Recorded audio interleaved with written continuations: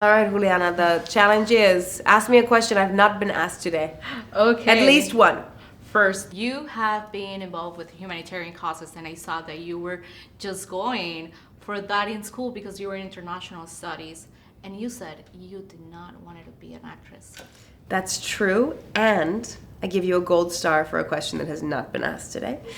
That is true. I wanted to be an ambassador or a humanitarian or a diplomat, and I was studying international relations and political science. I was destined for something completely different, I thought.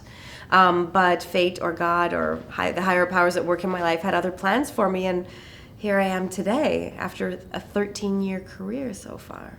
What humanitarian cause has changed your life because you've been involved in many? I don't see them as changing my life. I see them as, humanitarian causes as being something that I dedicate my life to. And I regard the work that I do in Rwanda as a marriage. And when I started that work, I committed to it in the way that you do commit to a marriage. I thought, well, if I'm going to make a difference, if I'm actually going to make any kind of impact, I can't be fair weather. I have to decide this is me, this is my commitment, and I have to stick with it for life. And, I don't think everyone has to do that, but that's how I felt. I felt that that's what I needed to do. And I do see the fruits of that. I see how if you stick through something through thick and thin, even when it sucks, even when it feels like maybe you're spinning your wheels or not doing anything, you just keep going and you give your heart to one thing, I do think you can make maybe a greater impact. So you don't like the term feminist. What will you change that to? What I've realized in an exploration I've been doing recently, as I've been journaling, I've been a lot through the Me Too and Time's Up movement because I've been so emotionally impacted by it. And it's hit me on such an intense level that I've had to process my feelings on paper. And I've come to realize through that processing that I am a feminist. I'm just not a femalist. And what I mean by that is that I don't have a passion to fight exclusively for the rights of humans with vaginas, although I do think that we need as many of those fierce warriors in the world as possible because they are desperately needed.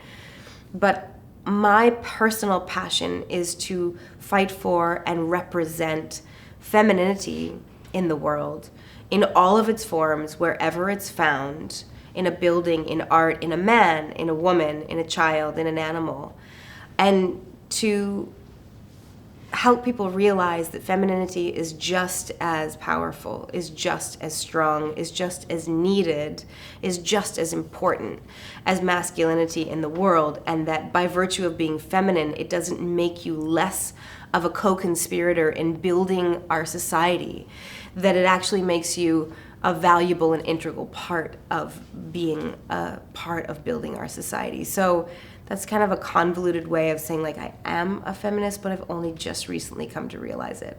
Ant-Man and the Wasp. Would you like to do a sequel on your own? Just the Wasp? No. I wouldn't. I mean, if they asked me, I would say yes. You don't want to take all Paul Rudd? Say no. I don't want to drop Paul Rudd. I don't want to lose that part of.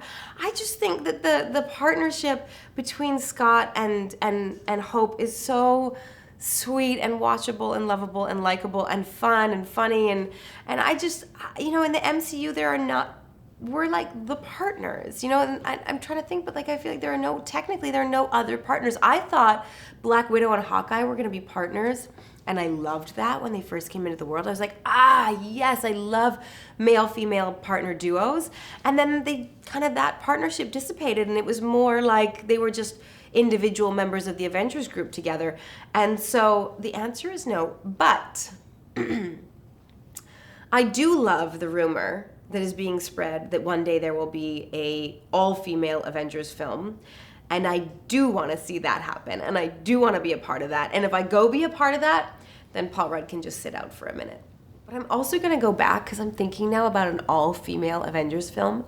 And I'm picturing if just Paul Rudd was in it with us women, how funny and great that would be to put the kind of bumbling Ant-Man, the sweet, like, not always super, like, commanding Ant-Man in the midst of these fierce, formidable women. It would be great.